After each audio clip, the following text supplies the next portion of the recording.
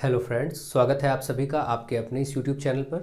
आज हम लोग फोर्थ सेमेस्टर डीएलएड के स्टूडेंट्स के लिए एक विशेष सीरीज मैथमेटिक्स में स्टार्ट कर रहे हैं और सीखने का प्रयास करेंगे। देखिए, इसमें अतिलघुत्तरीय प्रश्नों का संकलन किया जाएगा। इस सीरीज में, इस वीडियो में आपको अतिलघुत्तरीय के लगभग आधे चैप्टर्स यानी मैथमेटिक्स में जितने भी आपके कोर्स में जो पाठ्यक्रम है उसका आधी बुक आपकी लगभग इसमें कवर कराई जाएगी। कोशिश किया जाएगा कि एक पार्ट में हाफ बुक के सारे अतिलघुत्तरीय प्रश्नों का संकलन हो जाए, लगभग जिस भी प्रकार के आपसे पूछे जा सकते हैं, ठीक है, जिनके पूछे जाने की संभावना है या उससे मिलते जुलते प्रश्न आपसे पूछे जाएंगे। साथ ही साथ आपको कॉन्सेप्ट भी सिखाया जाएगा ताकि अगर थोड़ा बहुत बदलाव होता है चीज़ों में तब भी आप उसको अच्छे से कर पाएँ। तो ये सीरीज आपके लिए बहुत महत्वपूर्ण है। 2 या 3 पार्ट में मैं आपको ये कंप्लीट करा दूंगा अतिलघुत्तरीय, आज से कल तक में, और उसके बाद लघु उत्तरीय प्रश्नों की भी एक सीरीज दे दी जाएगी जो कि आपके मैथमेटिक्स में पूरी बुक को एक साथ वो कवर करेगी, जिसमें कि उसको 3-4 पार्ट में आपको दे दिया जाएगा। कुल मिलाकर के कुछ ही दिनों में आपको संपूर्ण मैथमेटिक्स की बुक इस प्रकार से कंप्लीट करा दी जाएगी। और बीच बीच में आपको जो आपके डाउट वाले चैप्टर्स हैं, जैसे कई बच्चे ट्रिग्नोमेट्री त्रिकोणमिति पढ़ाने के लिए बोल रहे हैं, कई बच्चे बेलन शंकु के लिए बोल रहे हैं, तो इस तरीके से जो आपके डाउट्स आते रहेंगे उन चैप्टर्स को स्पेशली पढ़ा दिया जाएगा। और आप बिल्कुल चिंता मत करें, मैं आपका मैथमेटिक्स का तो कोर्स कंप्लीट कर ही दूंगा बहुत अच्छे से, फिर से आपके एग्जाम के पहले। जैसी ये सीरीज आपके सामने आने वाली है, अभी आप देखिए, इसके पहले 2 पार्ट मैंने बहुविकल्पी प्रश्नों के दे रखे हैं जो कि सभी चैप्टर्स का निचोड़ करके आपको मिलेगा। इस सीरीज का नाम रहेगा सभी चैप्टर्स का निचोड़, और उसमें आपको एक बार में आधी बुक या एक बुक को 4 पार्ट में डिवाइड करके उसको कराया जाएगा। तो इस तरीके से होगा। अभी इसके बाद अति लघु के 2 या 3 पार्ट में मैं कंप्लीट करूंगा, उसके बाद लघु उत्तरीय के भी 3-4 पार्ट में मैं पूरी बुक कंप्लीट कर दूंगा। बस आपको कोई टेंशन नहीं रह जाएगी। जो भी व्यक्ति इन सीरीज को देखेगा उसको और कुछ भी अगर पहले उसने नहीं भी पढ़ा या नहीं समझा है तब भी उसको ढंग से वो कर पाएगा और उसका प्रैक्टिस करेगा तो वो पास हो जाएगा आराम से, ठीक है। चलिए देखते हैं यहाँ पर। सबसे पहला क्वेश्चन आपके सामने है 1331 की घात 2/3 को सरल कीजिए। देखिए 1331 है और इसकी घात है 2/3। आपको ये संख्या देखते ही मैंने आपसे कहा था कि आप 1 से लेकर के 30 तक की संख्याओं का वर्ग याद रखिए, और 1 से एटलीस्ट 15 तक का घन मतलब घात 3, वर्ग मतलब घात 2, ठीक है। जैसे 2 की घात 2 किया 4 आया, ये वर्ग है, 2 की घात 3 करेंगे तो 8 आएगा, ये घन है। तो घन और वर्ग आप याद रखिए, लगभग जो मैंने संख्याएं बताई, तो आसानी होगी, थोड़ा जल्दी होगा, नहीं तो करने का तरीका आपको मालूम ही है, पढ़ाया ही गया है। आप ध्यान से देखिए, 1331 11 की घात 3 लिख सकते हैं 1331 को, अगर जिनको याद है। नहीं तो फिर आप क्या करेंगे, 1331 ऐसे लिखेंगे, लासा लेंगे तो आप देखेंगे 3 से कटेगा नहीं, 5 से नहीं कटेगा, 7 से नहीं कटेगा, सीधे 11 से कटेगा। तो 11 एकम 11, देखिए ऐसे करेंगे, 11 एकम 11, यहाँ से 2 बचा 23, 11 दूना 22, 1 बचा, फिर 11 एकम 11, 121 आ गया। 121 भी 11 से ही कटता है, 11 से 11 बार में 11 गुणे 11 121 होता है। फिर देखिए 11 एकम 11, ऐसे आप देखेंगे तब भी देखिए 3 बार 11 गुणे 11 आया, तो 11 की घात 3 इसको लिख सकते हैं, और बाहर 2 की घात 3 है। अब जब 2 घातें आपस में एक साथ लगी होती किसी संख्या पर तो वो गुणा हो जाती है। रूल ध्यान रखिए, रूल को देखते चलिए। मान लेते हैं एक संख्या x है, इस पर 1 घात m है और बाहर 1 घात n भी है, 2 घातें हैं, तो इसका मतलब ये जो m और n है ये गुणा हो जाएगा। तो इसी तरीके से यहाँ घात 3, यहाँ 2/3 है, तो इसका मतलब ये हुआ कि ये जो 2 है और ये 2/3 है, इसको गुणा करेंगे तो जब ये यहाँ पर 11 की घात 3 है और बाहर 2/3 है, जब गुणा करेंगे तो 3 और 3 कट जाएगा, यानी बचेगा 11 की घात 2, और 11 की घात 2 का मतलब 11 गुणे 11, और ये आता है 121, ठीक। इस तरीके से इस प्रश्न को आप सॉल्व कर लेंगे। तो एक एक नियम को ध्यान देते चलिए। जैसा कि मैंने बताया कि जहां पर 2 घातें हो तो आपस में गुणा हो जाती है, फिर यहाँ पर वो देखिए आपको करके दिखाया गया। तो आप हर चीज पर फोकस रखिए, ध्यान रखिए, बस, तो आपको कोई प्रॉब्लम नहीं होगी। मैं हटा रहा हूं, इसमें आप फटाफट अपने हिसाब से जल्दी, थोड़ा सा अगर जिनको स्क्रीनशॉट लेना है वो जल्दी लेंगे, क्योंकि स्क्रीनशॉट लेने का ज़्यादा वक्त अगर हम देंगे, खड़े होंगे, रुकेंगे तो आपका नुकसान ही होगा। इससे बेहतर है कि आपको मैं ज़्यादा से ज़्यादा करा पाऊँ, ठीक है। मेरा उद्देश्य आपको ज़्यादा से ज़्यादा कंटेंट प्रोवाइड करना होता है, इसलिए मैं आपके हित में कार्य करना चाहता हूँ। आप इसको समझिए, ठीक है। 2 की घात 5 और 5 की घात 2 में कौन बड़ा है? तो सीधी सी बात है, 2 की घात 5 का मतलब क्या है, 32 आएगा। 2 गुणे 2 गुणे 2 करेंगे, 2 दूनी 4 दूनी 8 दूनी 16 दूना 32, और ये 5 की घात 2 करेंगे तो 25 आएगा, 5 गुणे 5 50 25। तो आप देख लीजिए कौन बड़ा है, ये बड़ा है। इस प्रकार से आप सिंपल सा ये क्वेश्चन था, कभी कभी सरल क्वेश्चन भी पूछ लिए जाते हैं इसलिए मैंने इसको ले लिया। यहाँ पर देखिए -2/3 की घात, थर्ड क्वेश्चन है -2/3 की घात 5 का मान। तो कोई बात नहीं, माइनस है। और देखिए जब भी माइनस होगा कोई भी संख्या मैं मान लेता हूं, फॉर एग्जाम्पल मैं 1 को ही मान लेता हूं, -1 की घात 2 है तो इसका मतलब क्या है, -1 गुणे -1 तो कितना आया, माइनस माइनस प्लस, 1 एकम 1 ही आएगा। लेकिन अगर यही -1 की घात 3 है तो क्या आएगा, -1 गुणे -1 गुणे -1, यही तो लिखेंगे। तो 1 एकम 1 तो आएगा, लेकिन minus minus plus minus minus, चिन्ह माइनस करेगा भाई। देखिए माइनस माइनस प्लस और फिर प्लस माइनस माइनस, यानी आपने देखा जब घात सम होती है तो वो पॉजिटिव, माइनस की संख्या पॉजिटिव यानी धनात्मक होती है, और जब घात विषम संख्या हो जैसे 3 5 7 तो ऋणात्मक उत्तर आता है। तो यहां पर देखिए 5 कैसा है, 5 विषम है तो 2 की घात 5 तो करेंगे, लेकिन जो माइनस लगा हुआ है ये आंसर फाइनल माइनस ही आएगा। अगर यहां 2 की घात 4 होता, जैसे मैं आपको एक क्वेश्चन यहीं पर बना के दिखाता हूं, क्योंकि ऐसे परिवर्तन अगर होते हैं तो आप कर पाए। जैसे यही होता -2 की घात 3 और ऊपर होता 4, तो ये प्लस का उत्तर आता। क्यों, क्योंकि आप यही तो करते -2/3 -2/3 4 बार यही तो करते, -2/3 और -2/3। समझने के लिए मैं बता रहा हूं। तो माइनस माइनस प्लस, फिर प्लस माइनस माइनस, फिर minus minus plus, finally plus ही हो जाता। बाकी तो गुणा करना तो खैर आपको आता ही कि ऊपर 2 दूनी 4 दूनी 8 दूनी 16 आ जाता, और नीचे 3 3 9 3 27 3 81 आ जाता, यानी 16/81 इस प्रश्न का उत्तर हो जाता अगर ये 4 होता, सम संख्या होती तो। यहां पर विषम संख्या है तो उत्तर माइनस आएगा, ठीक है। लेकिन 2 की घात 5 यानी 32, 2 गुणे 2 गुणे 2 करेंगे, 2 दूनी 4 दूनी 8 दूनी 16 दूना 32, 5 बार में 32 आएगा, और 3 का 5 बार में देखिए 4 बार में 3 81 आया है, 81 में 3 एक बार और कर लीजिए तो 243, 3 को 5 बार गुणा करेंगे तो 243। इस प्रकार से ये जो हुआ आपका ये उत्तर हो गया इस प्रश्न के लिए, ठीक है। तो मुझे आशा है आप समझ रहे हैं, हर चीज को ध्यान दे रहे हैं और अच्छे से सीखते चलिए, समझते चलिए फटाफट, और कॉन्सेप्ट्स आपके अच्छे से रिवाइज होते जाएंगे। देखिए घातांक और करणी दोनों एक दूसरे से संबंधित है, घातांक के प्रश्न, करणी के प्रश्न, ये सब एक साथ आते हैं, तो आप उसको समझिए, ठीक है। फोर्थ क्वेश्चन देखिए, -1 की घात 29 गुणे 713 की घात ऊपर 0 गुणे 1 की घात 16, इसका मान। तो देखिए -1 की घात 29 है, तो मैंने अभी बताया कि -1 गुणे -1 करेंगे तो क्या आएगा, प्लस का 1 आएगा, 1 एकम 1। लेकिन -1 गुणे -1 गुणे -1 3 बार कर देंगे तो minus minus plus, plus minus minus हो जाएगा।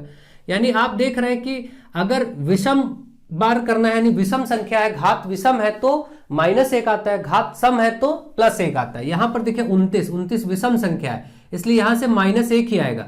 और एक बात और ध्यान रखिए, 1 को गुणा चाहे आप 1000 बार करें, 1 गुणे 1 गुणे 1 चाहे जितनी बार करें आएगा तो 1 ही। तो 1 से तो ये चिंता नहीं, 1 को 29 बार करेंगे गुणा तब भी 1 ही रहेगा, क्योंकि हर बार वो 1 एकम 1 ही हो जाएगा।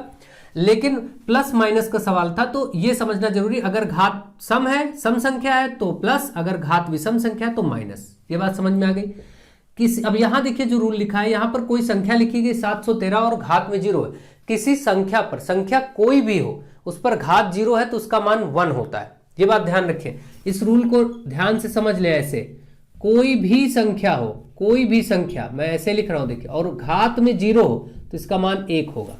इसका मतलब जैसे मैं आपसे कहूं 8105, ऐसे मैं लिख के घात 0 तो आप 1 कहेंगे। -2/3 या 21/37 ऐसे लिख के घात में 0 हो तो इसका मान 1 ही होगा। x² ऐसे लिख के घात में 0 हो तो 1 ही होगा। कुछ भी क्यों ना हो, कोई संख्या घात 0 है तो मान 1 होगा, ठीक है। तो इसी तरीके से यहां कुछ भी है, इससे मतलब नहीं, इसकी घात 0 इसलिए मान इसका 1 हो जाएगा। देखिए इसका मान 1 ले लिया गया। और 1 यहां तो प्लस का 1 है और घात भी सम है, प्लस में ही है। अगर प्लस में है तो कुछ सोचना नहीं, चाहे सम हो या विषम हो तो वो तो 1 ही आना है। 1 गुणे 1 गुणे 1 जब 16 बार भी किया जाएगा तब भी वो 1 एकम 1 ही रहेगा, तो यहां पर 1। अब आप देखिए फाइनली आपने देखा 1 एकम 1 और ये माइनस का 1, तो फाइनल उत्तर -1 आ जाएगा। कारण देखिए भाई, ये तो प्लस ही का 1 एकम 1 हो जाएगा, और प्लस का 1 और माइनस का 1 तो माइनस का 1 आएगा गुणा होकर के। इस तरीके से इसका आंसर आया -1। ध्यान दीजिए बस एक एक, देखिए ये प्रश्न क्या है इससे मतलब नहीं, इनके कॉन्सेप्ट्स क्या यूज किए जा रहे हैं ये बहुत इंपॉर्टेंट है, ठीक है। आपको कोई भी कॉन्सेप्ट किसी भी रूप में प्रयोग कराया जा सकता है। नेक्स्ट क्वेश्चन देखिए, -3 की घात -2, -3 की घात -2 गुणे -3 की घात 5 का मान बताना है। ठीक है, कोई दिक्कत नहीं। जब आधार बराबर हो और संख्याएं गुणा की जाए तो उनकी घातें जुड़ जाती हैं, ये नियम होता है ना। जैसा कि नियम देखिए, a की घात m गुणे a की घात n, ऐसे a मैंने इसलिए लिया कि दोनों के आधार समान है। जैसे यहाँ 2 की घात कोई संख्या हो, यहाँ भी 2 की घात कोई संख्या हो तो 2 2 बराबर है। 3 की घात कोई संख्या हो, 3 की घात कोई संख्या यहाँ भी हो तो 3 बराबर है। तो इसी तरीके से यहाँ a और a लिख दिया गया। अगर ऐसा कुछ होगा तो उसमें क्या होगा, ये जो घातें हैं ये जुड़ जाती है। इसमें रूल होता है कि जब संख्याओं के बेस आधार बराबर हो तो घातें जोड़ दी जाती हैं। तो यहाँ पर देखिए आधार -3 दोनों जगह, इसको ऐसे लिख लेंगे, रूल के अकॉर्डिंग ऐसे लिख लेंगे और ऊपर घातें जोड़ देंगे। घातें जोड़ने का मतलब -2 और ये 5 ये जुड़ जाएगा। तो कितना आया, -3 की घात, देखिए प्लस माइनस -5 में से 2 गया 3 आया। -3 की घात 3 का मतलब क्या है, -3 गुणे -3 गुणे -3, यही तो है। 3 3 9 3 27, 27 हुआ और माइनस माइनस प्लस, फिर प्लस माइनस माइनस, फाइनली -27 इस प्रश्न का उत्तर हो गया।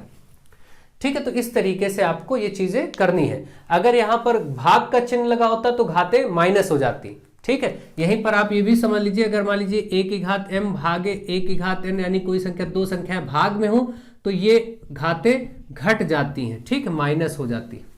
अभी इसका भी प्रयोग मिल ही जाएगा आपका आगे, तो देखते हैं। ठीक है, नेक्स्ट क्वेश्चन, क्वेश्चन नंबर 6।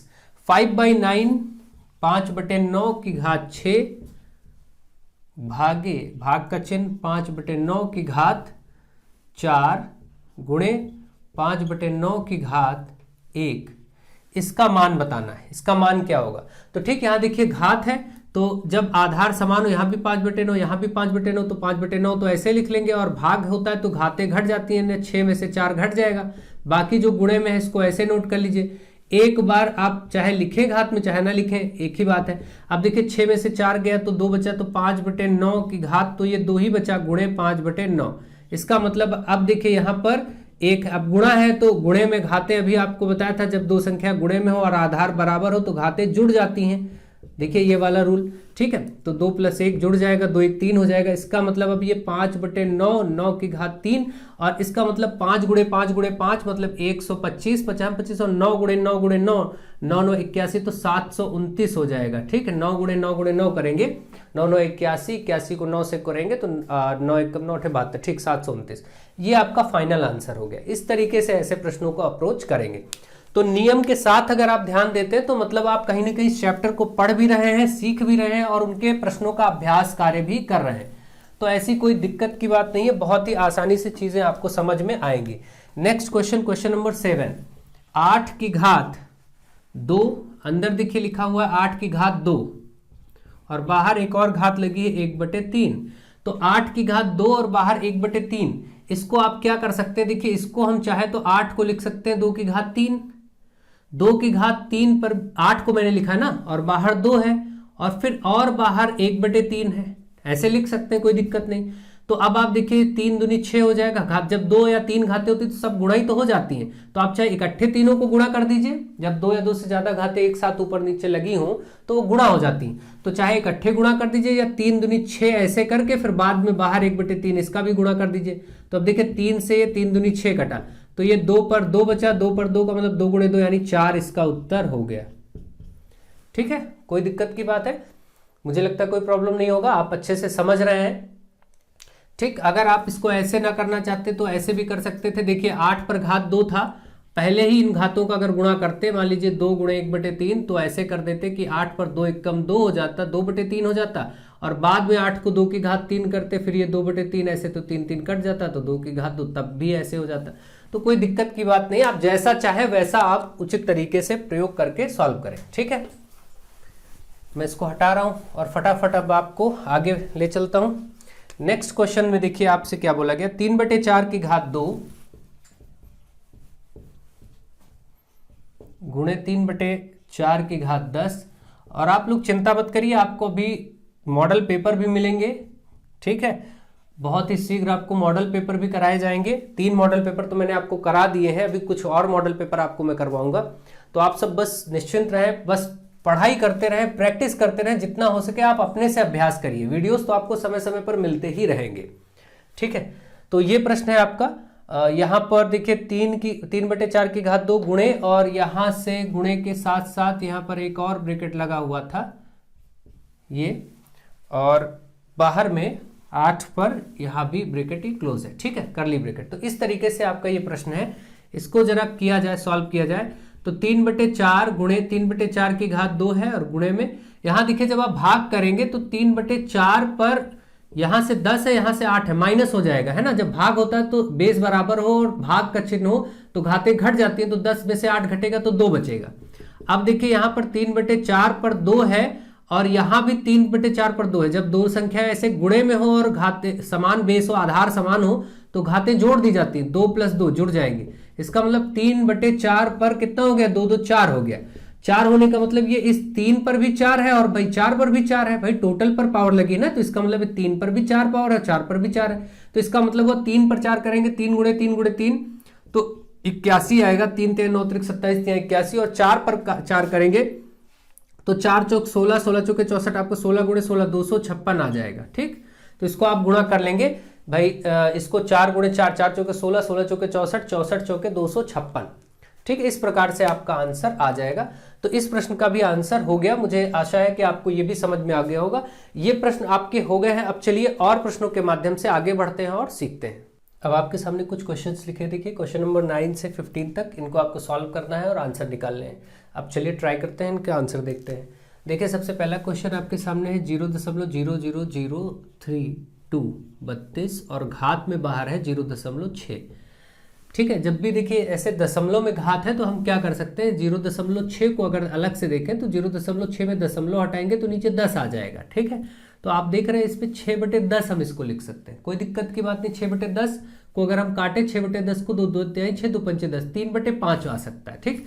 यानी इसको हमने देखा कि 0.6 का मान हम 3/5 बोल सकते हैं, कोई दिक्कत की बात नहीं। तो अब हम देखिए 0.0032 पर हम ऐसे लिख दें अगर 3/5, तो ये वही चीज है जो 0.6 थी, भाई 0.6 को ही हमने दशमलव हटा के सिंपल कर लिया। अब यहाँ पर देखिए 32 को 2 की घात 5 लिख सकते हैं, लेकिन क्योंकि ये दशमलव की संख्या और 1 2 3 4 5 स्थान पे दशमलव है, तो इसका मतलब कहीं ना कहीं ये 0.2 की घात 5 रहा होगा। सोचिए कि 0.2 की घात 5 का मतलब क्या है कि कहीं भी ये 0.2 गुणे 0.2 गुणे 0.2 गुणे 0.2 गुणे 0.2 ऐसे रहा होगा, तभी तो 2 दूनी 4 दूनी 8 दूनी 16 दूना 32 हुआ होगा। और एक अंक पे यहाँ दशमलव, एक अंक पे यहाँ दशमलव, एक पे यहाँ, तो ऐसे कुल मिला के 5 पे दशमलव लगना चाहिए। तो 2 अंक इसमें है तो 3 0 बढ़ा के यहाँ दशमलव लगा दिया गया, तभी तो ये संख्या मिली होगी। तो इसका मतलब हम 0.2 की घात 5 लिखेंगे तो बिल्कुल ये यही संख्या है, और बाहर 3/5 है, इसको ऐसे लिख लीजिए। अब मैंने अभी आपको बताया कि जब दो घातें होती हैं तो उनको आपस में गुणा कर दिया जाता है, तो इस तरीके से 5 और 5 कट जाएगा। अब 0.2 की घात आप देख रहे हैं 3 है, इसका मतलब 0.2 गुणे 0.2 गुणे 0.2 क्या आएगा, 2 दूनी 4 दूनी 8 8 आया, और एक अंक पे यहाँ दशमलव, एक पे यहाँ, एक पे यहाँ, कुल कितने अंक हुए, 3 अंक हुए। इसमें एक ही अंक है तो बाकी 0 बढ़ा के यहाँ देखिए हमने 3 अंक कर दिया, 0.008। इसको आगे चाहे तो 0.008 ऐसे लिख सकते हैं उत्तर, ठीक है। तो इस प्रकार से ऐसे प्रश्न को आप आराम से सॉल्व कर लेंगे, ठीक है। तो मुझे आशा है आपको ये चीजें समझ में आ रही होंगी। फटाफट इनको देखते चलिए, समझते चलिए और इनका अभ्यास करिए, ठीक है। Next question, question number 10। देखिए ये क्वेश्चन बहुत ही इंपॉर्टेंट है। इसमें देखिए ऐसे x पर a और x पर पावर b ली गई है, और ऊपर आपका a प्लस बी लिखा गया, गुणे में फिर x पर b और x पर c और बाहर b प्लस c, है ना। और फिर गुणा लगा है x पर c और x पर a, और बाहर क्या लगा है c प्लस a।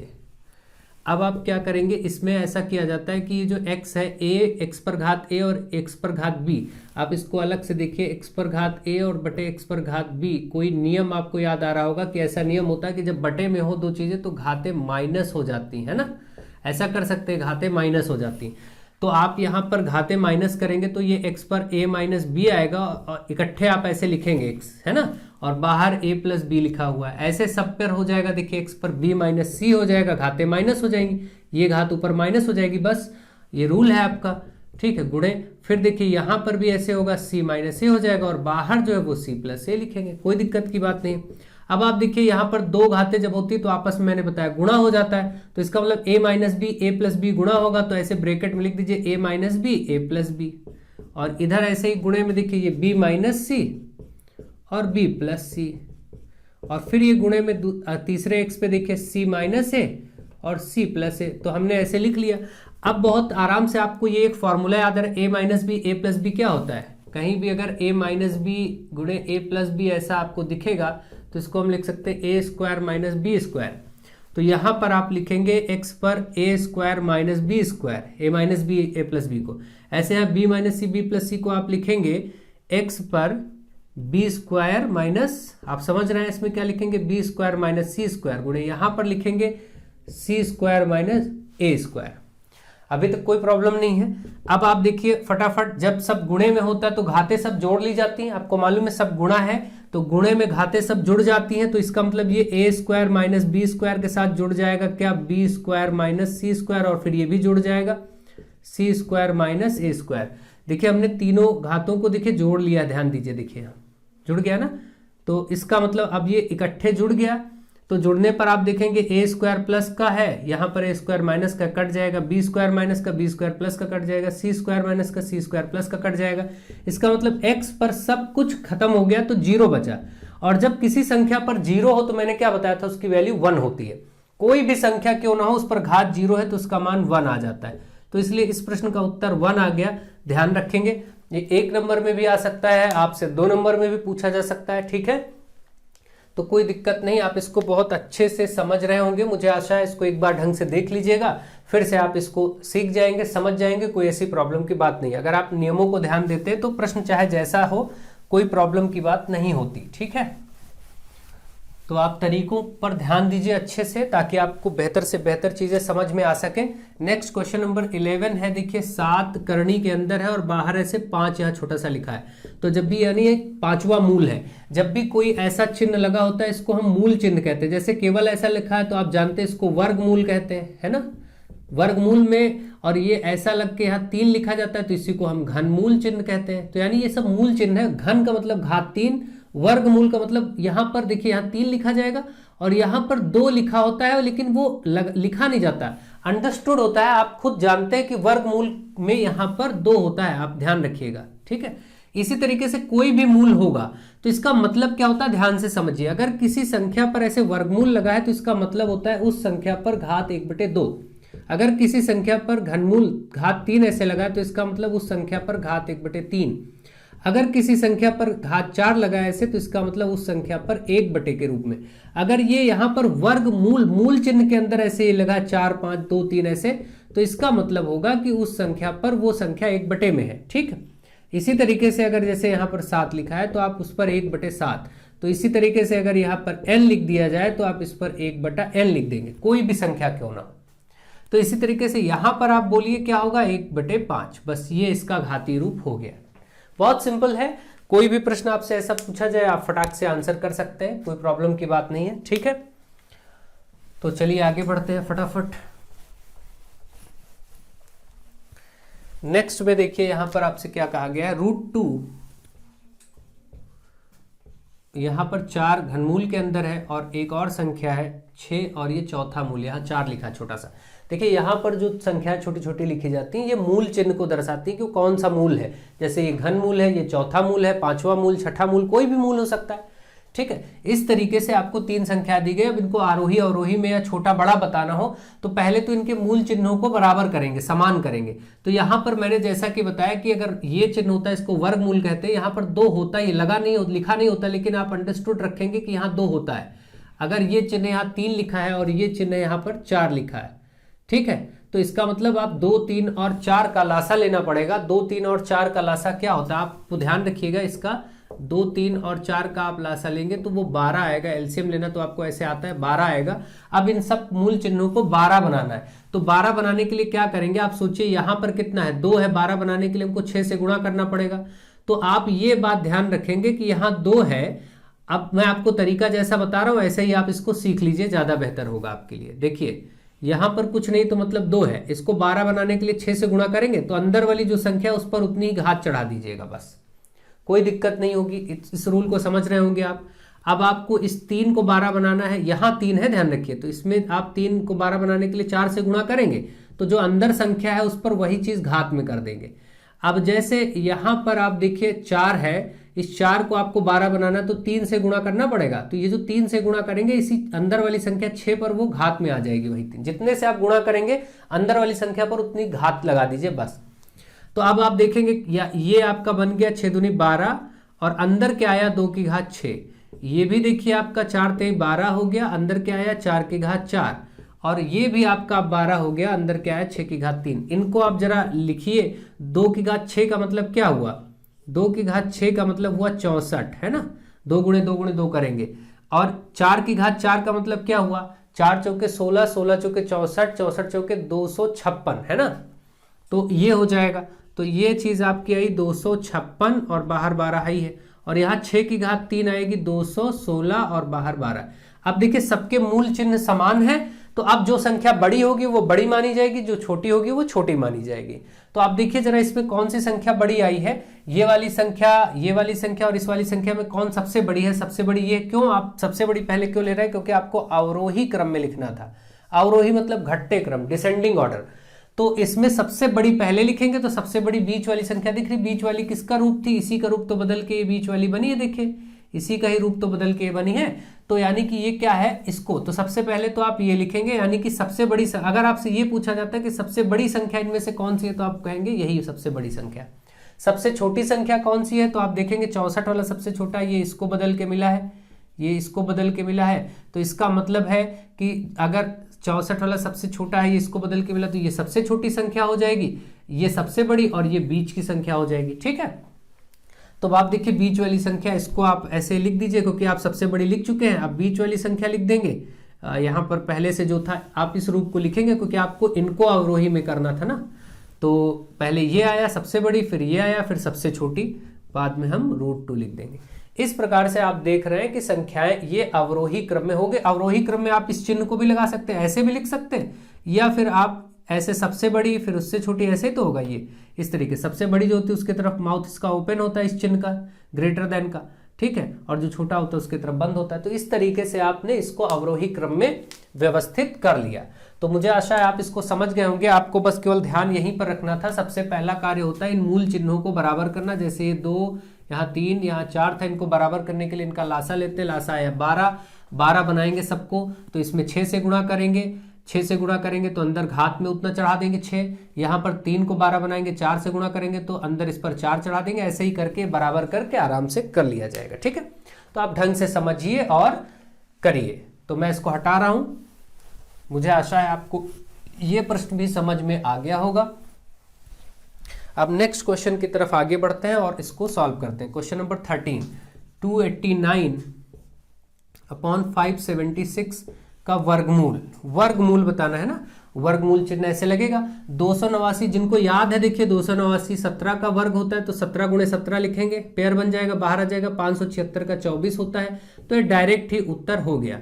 लेकिन जिनको याद नहीं है वो इस तरीके से 289 लिखेंगे, फिर उसका लासा लेंगे। ये 289 संख्या ध्यान रखिए 17 से ही कटेगी ही, जैसे 121 किससे कटती, केवल 11 से ही कटेगी 11 बार में, है ना। उसी तरीके से 289 17 को 17 बार में करके ही कटेगी, ये बात ध्यान रखिए, और किसी संख्या से कटेगी ही नहीं। तो इसलिए ऐसी संख्याओं को ध्यान रखना चाहिए।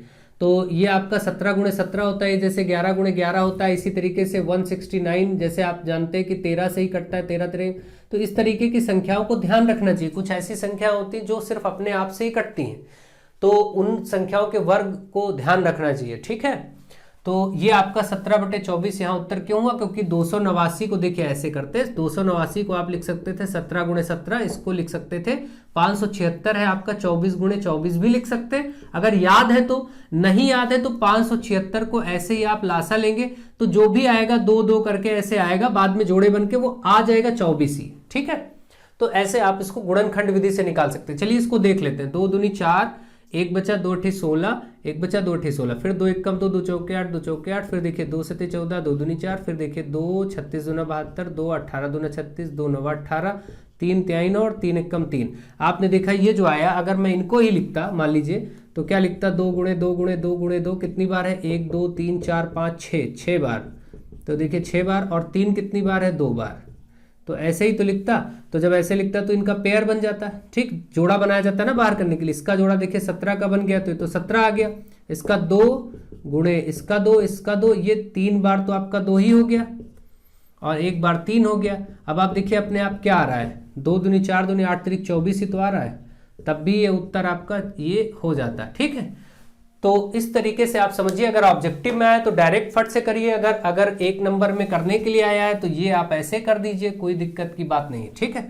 आपके ऊपर डिपेंड करता है कि आप इसको कैसे अप्रोच करते हैं, कैसे आपको इजी लग रहा है और समझ आ रहा है, ठीक है। तो ऐसे आप इन प्रश्नों को करिए और फटाफट आप आंसर निकाल सकते हैं, कोई दिक्कत की बात नहीं है। आप अच्छे से इसको करिए, समझिए। नेक्स्ट क्वेश्चन है क्वेश्चन नंबर 14। अब देखिए इसमें आपको एक क्यूब रूट यानी घनमूल के अंदर लिखा गया है 64 गुणे 512। अब देखिए जिन लोगों को याद है कि 64 4 का घात 3 होता है, 4 गुणे 4 गुणे 4, तो वो तुरंत ही देखिए इसका मतलब ये घनमूल 64 पर भी है और गुणे में ये घनमूल 512 पर भी है। इसको दोनों रूप में समझिए आप, गुणे में है ना बीच में, तो ऐसे लिख सकते हैं 64 का 4 गुणे 4 गुणे 4 होता है, इसका 4 ही निकल आएगा। इसका 8 का होता है 8 गुणे 8 गुणे 8 512 आता है, तो ये 8 आ जाएगा। इस तरीके से 8 चौके 32 इसका उत्तर हो जाएगा। नहीं तो आप इसका लासा निकालेंगे, नहीं तो ऐसे करते आपको करना होता तो 64 लेते, फिर 2 ऐसे 32, फिर 2 से ऐसे करके 16 दूना 32, 2 अट्ठी 16, 2 चौके 8, 2 दूनी 4, 2 एक कम, तो ऐसे करते। और फिर मैं एक बता दे रहा हूँ, जैसे 64 का निकालते तो आप कैसे घनमूल निकालते, यहाँ पर 2 गुणे 2 गुणे 2 कितनी बार है, 3 3 6 बार, ठीक है। तो आप इसको 6 बार लिखते हैं ऐसे। और घनमूल जब होता है तो 3 3 की ग्रुपिंग करते हैं, ऐसे 3 3 की ग्रुपिंग करते हैं। तो ये एक ग्रुप ये बाहर आ जाता है, एक ग्रुप ये बाहर आ जाता है, 2 बाहर आ जाते हैं, तो 2 दूनी 4 इसका आ जाता है। तो ऐसे जैसे मैंने 64 का निकाला, ऐसे ही 512 का आप निकालेंगे तो 8 निकल के आएगा, ठीक है। तो अब मुझे आशा है कि आप ये समझ गए। अगर आपको याद है तो आप ऐसे डायरेक्ट कर लीजिए, आराम से खत्म, कोई टेंशन की बात नहीं है, ठीक। इसीलिए मैंने आपको बोला था, फिर से बोल रहा हूं, 1 से 30 तक संख्याओं का वर्ग, वर्ग मतलब घात 2 करना, जैसे 2 की घात 2 4, 3 की घात 2 3 3 9, 4 की घात 2 16, और 1 से 15 तक कम से कम घन, घन मतलब घात 3, जैसे 2 की घात 3, 2 गुणे 2 गुणे 2 करके ही तो 8 आएगा, ऐसे 3 की घात 3 27 आएगा, 4 की घात 3, 4 चौके 16 चौके 64 आएगा। अभी देखिए इसी का प्रयोग हुआ है। तो ऐसे आप आराम से चीजों को अगर याद रखते हैं तो बहुत आसान होगा। आपके ऊपर डिपेंड करता है, टेट सीटेट सुपर टेट में भी आपके बहुत काम आएगा, बहुत जगहों पर कैलकुलेशन में आपके काम आएगा, कैलकुलेशन आसान होगी आपकी, ठीक है। नेक्स्ट क्वेश्चन, वह छोटी से छोटी संख्या प्राकृतिक संख्या बताओ जिसे 720 में गुणा करने पर वह पूर्ण वर्ग बन जाए। 720 में जब गुणा करें तो पूर्ण वर्ग बन जाए। तो पहले इसका लासा लीजिए, ठीक है, ध्यान रखिएगा ऐसे प्रश्नों में इसका आप पहले लासा लेंगे। देखिए 2 2 तिहाई 6, 1 बचा 2 छंग 12 0, फिर 2 एक कम 2, 2 अठी 16 और 0, फिर 2 9 18 90 आ गया, 2 से 45 दूना 90 होता है, फिर 3 से आप देखिए 3 एक कम 3, 3 पची 15, और फिर 3 से अभी भी कटेगा, 3 पची 15 और 5 एक कम 5।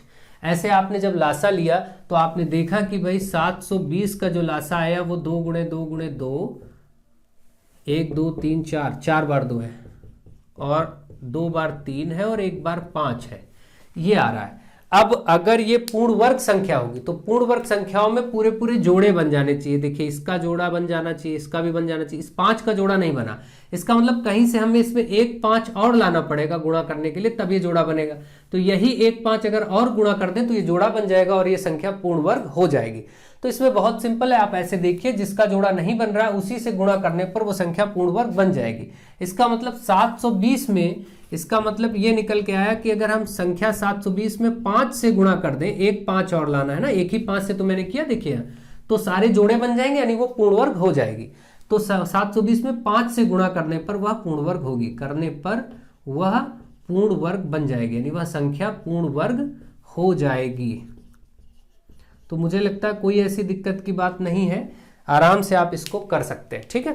तो इस प्रकार से आप प्रश्नों को देखेंगे और सॉल्व करेंगे। तो चलिए और भी प्रश्नों को देखते हैं और उनको सॉल्व करते हैं। अब आपके सामने कुछ प्रश्न और लिखे गए हैं, इनके आंसर करिए और इनको फटाफट सॉल्व करिए। देखिए ये आपके अति लघुत्तरीय प्रकृति के प्रश्न है, तो आप ऐसा मत सोचिएगा कि किसी चैप्टर से बहुत कुछ छूट रहा है। देखिए कुछ छूटेगा नहीं, कारण ये आप ऐसे सोच के देखिए, जो एक सीरीज आपको दी गई है बहुविकल्पीय प्रश्नों की, उसमें 2 या 3 पार्ट आपको सारे चैप्टर्स के करा दिए गए, मतलब बहुविकल्पी के जो संभावनाएं हो सकती हैं वो आपको बताई गई। हो सकता है उन बहुविकल्पी प्रश्नों में से अति लघु उत्तरीय बन जाए, ऐसा भी संभव है।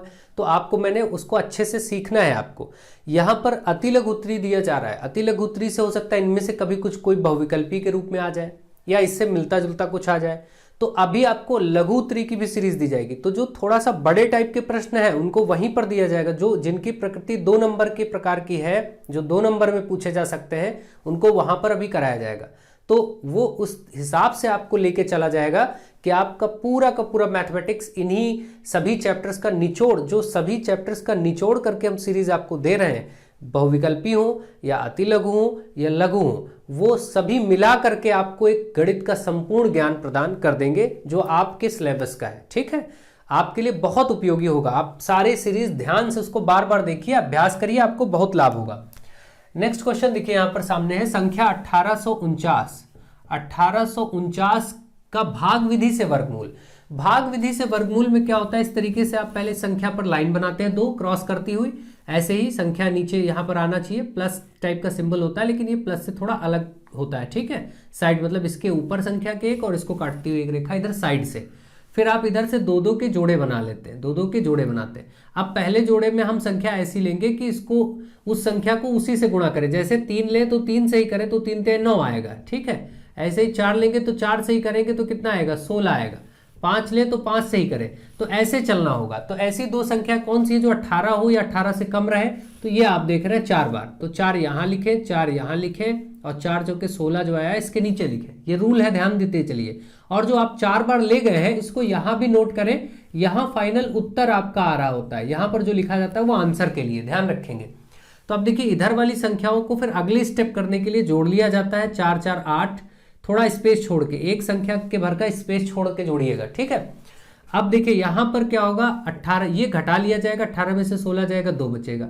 अब ये पूरा पूरा जोड़ा आगे उतार लिया जाएगा, जब ये आ गया तो अब इधर का ये पूरा जोड़ा 49 उतार लिया जाता है। ये भाग विधि है, ध्यान से समझिए। अब 8 आपका यहां पर है, 8 के बाद कुछ यहां भी लिखना है, कुछ यहां भी लिखना है। जो यहां लिखेंगे, जैसे 1 यहां लिखेंगे तो 1 नीचे भी लिखेंगे, तो ये 81 कम 81 आ जाएगा, ध्यान दीजिएगा। इसके बाद अगर 2 यहां लिखेंगे तो 2 यहां भी लिखना पड़ेगा, जो संख्या लेंगे वही ले जानी पड़ेगी। ये रूल होता है वर्गमूल में, ध्यान रखेंगे। भाग विधि में 2 दूनी 4 और 8 दूनी 16, तब भी हमें ये नहीं मिलेगा। अब अगर हम 3 यहां लिखते हैं तो 3 नीचे भी करना पड़ेगा, तो 3 3 9, 3 8 24, देखिए 249 मिल गया ना ये वाला। इसका मतलब 3 यहां भी और 3 यहां भी, जैसे ही आप लिखेंगे तो ये 249 आ जाएगा और कोई आगे संख्या नहीं, ये कट जाएगा। आपने 3 बार ले गए तो यहाँ उत्तर में भी 3 लिखते चलिए। इसको अब आगे जोड़ के 86 करके आगे बढ़ाने की कोई जरूरत नहीं, क्योंकि अब संख्याएं खत्म हो चुकी है। यही 43 आपका उत्तर हो गया। मतलब आपने जो ये 1849 का वर्गमूल निकाला है भाग विधि से, इसका आंसर 43 आ गया, ये उत्तर हो गया। ठीक है, तो मुझे आशा है आपको ये भाग विधि, और बड़ी संख्या होती तो ऐसे ही कंटिन्यू करते चले जाते। अब बड़ी संख्या हम अभी लेंगे 2 नंबर के प्रश्नों में, जब हम लघु उत्तरी की सीरीज स्टार्ट करेंगे तो उसमें हम बड़ी संख्या लेकर के भी आपको अभ्यास करवाएंगे। ध्यान से आप करते जाइए। अब देखिए यहां पर ऐसे भी प्रश्न बनते जो 2 नंबर में बनते, तो होता नहीं कि एक किसी बाग में आम के 1849 पेड़ हैं, उस बाग में उतनी ही क्यारियां हैं जितने की प्रत्येक क्यारी में पेड़ हैं, तो बताइए कि पेड़ों की संख्या क्या होगी प्रत्येक क्यारी में, या फिर प्रत्येक क्यारियों की संख्या नहीं, उसमें क्यारियों की संख्या बताइए। तो ऐसे में भी आप वर्गमूल निकाल देते हैं, उत्तर हो जाता है, तब भी हम वर्गमूल निकालते हैं। बस देखिए वहां लैंग्वेज होती, काम यही होता है। अगर ऐसा प्रश्न हो कि जैसे एक सेना की टुकड़ी में सैनिक जवानों को खड़ा किया गया लाइनों में, तो प्रत्येक लाइन में उतने ही जवान हैं जितने की लाइनें हैं, और यदि कुल जवान 1849 है तो बताइए प्रत्येक लाइन में कितने जवान थे, तो 43। तुरंत आप वर्गमूल निकाल देंगे, जो आएगा वही आंसर हो जाएगा। तो ये बड़ा सिंपल सी बात होती है। ऐसे ही प्रश्न तो बनते हैं आराम से, आपको कुछ और नहीं होता, लेकिन आपको समझना है बस। अभी हम 2 नंबर में इन सब प्रश्नों को लेंगे और करेंगे। तो नेक्स्ट देखिए आपके सामने है 2025 का वर्गमूल और बराबर x गुणे यहाँ पर 81। ठीक है, देखिए 2025 का अगर आप वर्गमूल, अभी देखिए चलिए भाग विधि मैंने सिखाया तो आपको भाग विधि से मैं बता देता हूँ। वैसे इसका आंसर जो होगा 45 निकलेगा, लेकिन फिर भी मैं भाग विधि से भी करके दिखाता हूँ आपको। देखिए यहाँ पर फिर से, ताकि अभ्यास हो जाए। अब भाग विधि में देखिए आपको मालूम है कि अगर 3 लेंगे तो 3 से ही ले जाएंगे, तो 3 3 9 आएगा। 4 लेंगे तो 4 से ले जाना पड़ेगा, 16 आएगा। 5 सोचेंगे तो 5 से ही करना पड़ेगा, 25 आएगा। तो देखिए 16 ही करना पड़ेगा क्योंकि यहाँ 20 है, तो 4 चौके 16, यहाँ तो जोड़ के 8 हो जाएगा, 4 चौके 16, ये आंसर में लिख लेंगे 4, ये आपका 4 बचेगा। अब ये पूरा जोड़ा 25 ऐसे उतारा जाएगा। 5 है तो 5 बार ही जाने के चांसेस होते हैं, 5 यहाँ लेंगे तो 5 यहाँ भी लिया जाएगा। अब देखिए 50 25 के 5 5 40 2 42 आपका ये आ गया, कट गया। इस प्रकार से आपका 45 उत्तर आ गया। तो इसका आंसर तो 45 आ गया, ठीक है, वर्गमूल, और बराबर में इधर x गुणे 81 का वर्गमूल 9 होता है, आपको मालूम है, तो इसकी जगह देखिए 9 लिख लिया। अब x निकालना था, 9 इधर आएगा, बटे में हो जाएगा, तो इस 45 के साथ 9 बटे में हो जाएगा, बराबर x, 9 एक कम 9, 9 बचे 45, यानी आपने देखा x बराबर 5 इसका मान आ गया। यही आप इसका इस प्रश्न का उत्तर हो गया, ठीक है। तो इस प्रकार से ऐसे प्रश्नों को आप फटाफट कर लेंगे, कोई दिक्कत की बात नहीं है।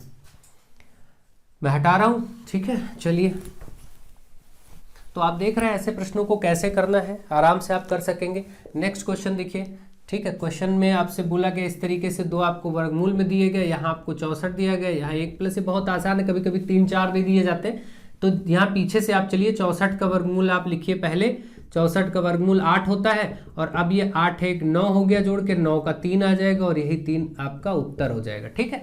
तो ऐसे कभी कभी बहुत सारी संख्याएं ऐसे बना ली जाती हैं। यहाँ पर आपका जैसे आपका यहाँ से शुरू करके 144 लिख दिया, 144 का 12 आएगा, फिर इसमें जोड़ दिया, जैसे यहाँ पर आपका 13 ऐसे जोड़ दिया, ठीक है। तो ये 12 और ये 13 25 हो जाएगा, 5 निकलेगा, यहाँ पर फिर 4 कर दिया। अब देखिए ये प्रश्न का निर्माण हो गया।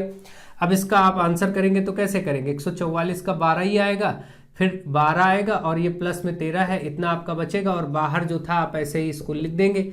अब आप देखेंगे ये जो आप लिख रहे हैं 4, यहाँ 12 और 13 मिलके कितना हो जाएगा, 25 हो जाएगा। 25 का कितना आएगा, ये 4 है, प्लस 25 का आएगा 5, 5 4 9 आपका आया, जिसका आंसर आएगा 3। तो ऐसे ही प्रश्न आपको बना दिए जाते हैं, आप फटाफट उसको सॉल्व कर सकते हैं, कोई दिक्कत की बात नहीं, आपको आसानी से हो जाएगा। आप ध्यान से सीखिए, समझिए, कोई प्रॉब्लम नहीं होगी आपको। नेक्स्ट 1728 माइनस 1728 का घनमूल। जिनको याद है 1 से 15 तक घन, वो जानते हैं कि 12 का घन है तो इसका वर्गमूल 12 ही निकलेगा, और माइनस लगा इसलिए -12 आ जाएगा। जब भी आप -12 गुणे -12 गुणे -12 करेंगे तो minus minus plus, plus minus minus, final minus, और 12 बरे में 144, 144 को 12 से करेंगे तो 1728 ही आएगा, इसलिए इसका उत्तर आपका -12 आएगा। लेकिन अगर आपको करना है तो आप ऐसे कर सकते हैं कि 1728 का आप ऐसे लासा लेंगे, और फिर आप देखेंगे जैसे 2 8 16 1 बचा 2 6 12, 2 8 16 1 बचा 2 6 12, 2 चौके 8, फिर देखिए 2 चौके 8 2 3 6 2 दूनी 4, फिर 2 दूनी 4 2 1 कम दे 2 6 12, फिर देखिए 2 1 कम 2 0 2 8 16, 108 दूना 216 होता है ना, 2 पंचे 10, 2 चौके 8, फिर 2 दूनी 4 2 दूनी 4, 2 से 14, यहाँ पर 7 आएगा, फिर 3 9 27, फिर 3 3 9, और 3 1 कम 3। ऐसे आपने किया। तो जब 1728 का घनमूल बताना था, घनमूल का मतलब यहाँ पर 1728 आप लिखेंगे। देखिए माइनस को इग्नोर करिए, घनमूल करते समय माइनस बाद में उत्तर में लगा लीजिए बस। कभी भी ऋणात्मक संख्या का घनमूल होगा तो वो ऋणात्मक ही आएगा, घनमूल ऋणात्मक संख्या का ऋणात्मक ही आता है।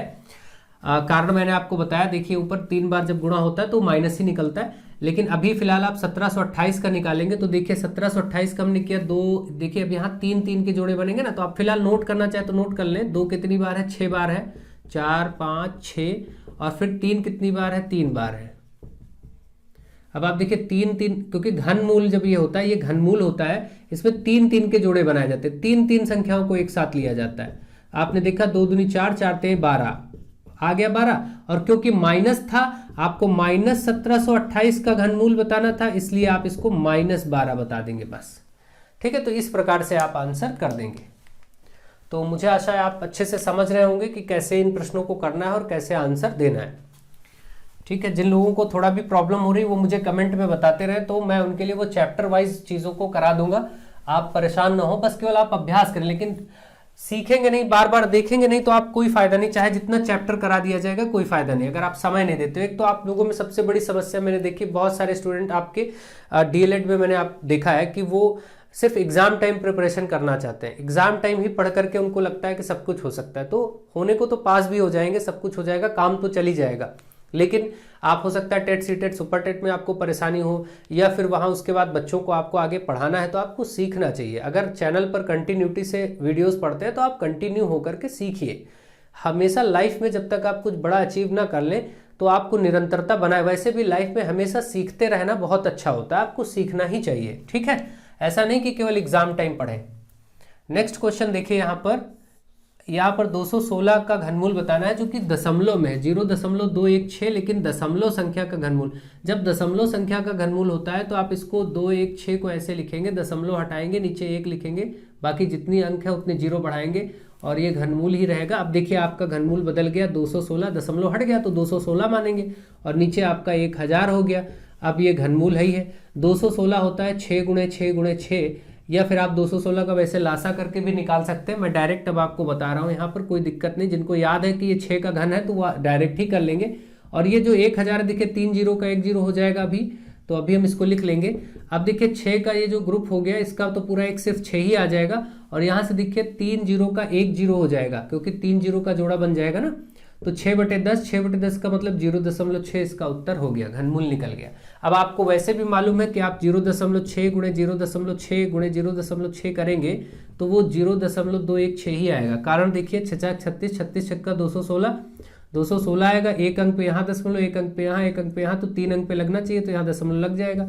तो इस तरीके से आप समझ पा रहे हैं कि ये चीज आपकी कैसे सॉल्व की जा रही है और क्या इसका आंसर है। ठीक है, तो मुझे आशा है कि आप बहुत अच्छे से चीज़ों को समझ रहे हैं। बिल्कुल आपका ध्यान यही होना चाहिए और आप चीज़ों को देखिए। 2 सिक्कों को एक साथ उछालने पर कुल संभावनाओं की संख्या क्या होगी? 2 सिक्के जब एक साथ उछाले जाएंगे तो कुल संभावनाएं क्या होंगी? कुल संभावनाएं 4 होंगी। कुल संभावनाएं, 2 सिक्के अगर एक साथ उछाले जाएंगे तो कुल संभावनाएं, या इसी को प्रतिदर्श समष्टि भी कहते हैं। ध्यान रखिएगा, एक नाम इसका कुल संभावनाओं की, यानी जो टोटल घटनाएं हैं उनको प्रतिदर्श समष्टि भी कहते हैं, प्रतिदर्श समष्टि। ठीक, अब आप सोचिए 2 सिक्के उछाले जाएंगे तो या तो दोनों पे हेड हेड आएगा, या एक पे हेड आएगा एक पे टेल आएगा, या फिर दोनों पे टेल टेल आएगा, या फिर पहले वाले पे टेल और दूसरे वाले पे हेड आएगा। इसके अलावा और कुछ तो आएगा नहीं। यही कुल 4 संभावनाएं हैं, इसका उत्तर हो गया। ठीक है, प्रतिदर्श समष्टि बोलते हैं किसको? जो टोटल घटनाएं हो सकती है। जैसे एक लूडो का पासा उछालेंगे तो क्या होगा? 6 तक ही अंक आएंगे, तो कुल घटनाएं कितनी हो सकती? 6, 1 2 3 4 5 6। इसी तरीके से एक सिक्के को उछालेंगे तो कुल घटनाएं क्या होंगी? 2, या तो हेड या तो टेल। अगर एक ही सिक्का उछाला जाएगा तो या तो हेड आएगा या तो टेल आएगा। लेकिन जब 2 सिक्के एक साथ उछाले जाते हैं तो पहले पे हो सकता है हेड गिरे, दूसरे पे भी हेड आ जाए, पहले पे हेड आए दूसरे पे टेल आ जाए। इस प्रकार से ये 4 संभावनाएं बन जाती हैं। तो आपसे कुल संभावनाएं या कुल घटनाएं या फिर प्रतिदर्श समष्टि ऐसे पूछे तो आपको इसमें ऐसे आंसर करना है, और ये काफी पूछा गया प्रश्न है। नेक्स्ट देखिए, 2 पासों को एक साथ उछालने पर प्रतिदर्श समष्टि। प्रतिदर्श समष्टि यहां लिख दिया गया, इसका मतलब कुल घटनाएं। तो जब 2 पासे, एक पासा उछाला जाता है, एक पासा उछाला जाता है तो 1 2 3 4 5 और 6 यही अंक आते हैं। लेकिन जब 2 पासे उछलेंगे तो हो सकता है यहां जोड़े बनने लग जाएंगे तुरंत, एक के साथ भी जोड़ा बनेगा, 2 के साथ भी सारे बनेंगे, तो इसमें कुल मिलाकर के 36 घटनाएं हो जाती हैं। 2 पासे जब एक साथ उछाले जाते हैं तो कितनी घटनाएं हो जाती हैं? 36। ठीक है, जैसे मैं आपको बताऊं कौन सी 36 घटनाएं होती है वो भी देखिए। ऐसे देखिए, मान लीजिए एक आया, दूसरे पर भी एक आया, 2 पासे गिर रहे हैं ना, एक आया, एक के साथ 2 आया, एक के साथ 3 आए, या हो सकता है एक के साथ 4 आए दूसरे पर, या एक के साथ 5 आए। देखिए हमने एक को फिक्स कर लिया, या एक के साथ 6 आए, या हो सकता है 2 के साथ 1 आए, 2 के साथ 2 आए, 2 के साथ 3 आए, 2 के साथ 4 आए, या 2 के साथ 5 आए, या फिर हो सकता है 2 के साथ 6 आए। फिर ऐसे ही हम 3 के साथ 1, ये भी हो सकता है ना, 3 के साथ 2, भाई सारी डिफरेंट घटनाएं हो सकती। ये देखिए आप अब 4 से, 5 से और 6 से जब चलेंगे तो हर एक लाइन में 6 है, तो 6 गुणे 6 मतलब 36 बनेंगी घटनाएं। इस प्रकार से 36 घटनाएं, ये 36 प्रतिदर्श समष्टि जब 2 लूडो के पासे एक साथ, 2 पासे एक साथ उछाले जाएंगे तो उनमें हो सकता है पहले पे 1 अंक आए, दूसरे पे भी 1 आ जाए, हो सकता है दूसरे पे 1 आए, पहले पे 1 आए, दूसरे पे 2 आ जाए, ऐसे हो सकता है। तो इस तरीके से घटनाएं 36 आएंगी। ठीक है, तो लूडो के 2 पासे उछालने पर 36 घटनाएं संभव हैं, या प्रतिदर्श समष्टि। इसी को कुल घटनाओं को ही क्या नाम देते हैं? जो कुल घटनाएं हो सकती हैं किसी भी चीज में, कुल घटनाएं, उन्हीं को नाम दिया जाता है, एक प्रायिकता में क्या नाम दिया जाता है? प्रतिदर्श समष्टि, जिसको इंग्लिश में सैंपल स्पेस कहते हैं। इंग्लिश में सैंपल स्पेस भी कहा जाता है इसी को, टोटल घटनाओं को या प्रतिदर्श समष्टि को। ठीक है, तो ये हटा देते हैं। अब देखिए एक और प्रश्न आपके सामने लिखा है, इसको ट्राई करिए। नेक्स्ट एक और क्वेश्चन आपके सामने, एक पासे को उछालने पर अभाज्य संख्या आने की प्रायिकता ज्ञात करो। एक पासे को उछालने पर अभाज्य संख्या आए, एक पासे को उछालेंगे तो आएगा क्या? 1 2 3 4 या 5 या 6। इसमें अभाज्य कौन सा, सबसे छोटी अभाज्य संख्या 2 है, फिर 3 है, फिर 5 है, और कोई तो अभाज्य है नहीं। अभाज्य वो होता है जो खुद से कटे या एक से कटे और किसी से विभाजित ना हो, तो ये अभाज्य है। अब देखिए 3 अभाज्य संख्या है, आपको इनकी अभाज्य संख्याओं की प्रायिकता बतानी है। प्रायिकता का सूत्र जो होता है वो ये होता है कि ऊपर अनुकूल घटनाएं ली जाती हैं, सूत्र देखिए अनुकूल घटनाएं, प्रायिकता का फॉर्मूला अनुकूल घटनाएं, और नीचे ली जाती हैं कुल घटनाएं, टोटल कुल घटनाएं, यानी वही प्रतिदर्श समष्टि। तो आप बताइए जरा, अनुकूल घटना आपको चाहिए क्या था? इसने कहा था अभाज्य संख्या है, अभाज्य संख्या कितनी है, 1 2 3, तो ऊपर 3 ले लीजिए। कुल घटनाएं कितनी है, 1 2 3 4 5 6, कुल 6 है, 6 ले लीजिए, बस यही प्रायिकता हो जाएगा। 3 1 कम 3, 3 दूनी 6, कट के आया 1/2, 1/2 इसका प्रायिकता आ गया, आंसर खत्म। तो इस तरीके से आप ऐसे प्रश्नों को करेंगे। तो मैंने प्रयास किया है आपको अभी प्रायिकता तक ही मैं रोक रहा हूं और प्रायिकता से ही कंटिन्यू करके आगे बढ़ाऊंगा, क्योंकि काफी लेंदी वीडियो हो जाएगा। लेंदी वीडियोस में ज्यादातर बच्चे बोर होने लगते हैं, परेशान होने लगते हैं। तो अब मेरा मानना है कि मैंने सोचा था वैसे 7-8 चैप्टर तक इसमें कर लेंगे, लेकिन कोई बात नहीं, मैं तो करवा सकता हूं, बट बच्चे बोर होंगे, तो मैं इसको 3 पार्ट में आपको दूंगा। यानी कि जो अति लघु उत्तरीय प्रश्न है ये 3 पार्ट में आपके कंप्लीट चैप्टर आ जाएंगे, सारी बुक के सब समाहित होंगे। तो एक पार्ट में यहीं तक रोकते हैं, अगले पार्ट में आगे बढ़ेंगे और फिर थर्ड पार्ट में कंप्लीट कर लेंगे। तो कोशिश करेंगे, अगर आप कहेंगे तो मैं दूसरे ही पार्ट में खत्म कर देता हूं। अगर आपको बड़ी वीडियो से प्रॉब्लम नहीं है तो आप मुझे बताइए, मैं दूसरे पार्ट में ही करवा के खत्म कर दूंगा। ये आप सबके कमेंट के ऊपर डिपेंड करता है, आप कैसे चाहते हैं मुझे बताइएगा, ठीक है। और वीडियो को ज़्यादा से ज़्यादा शेयर करें, अपने फ्रेंड्स को जोड़ें। एग्जाम के पहले मैं आपको बेहतर से बेहतर तैयारी करा देना चाहता हूँ। बीच में आपको मॉडल पेपर्स भी मिलेंगे, चैनल पर लगातार वीडियोस आती रहेंगी, आप विजिट करते रहें, देखते रहें और पढ़ते रहें। So thank you to all of you.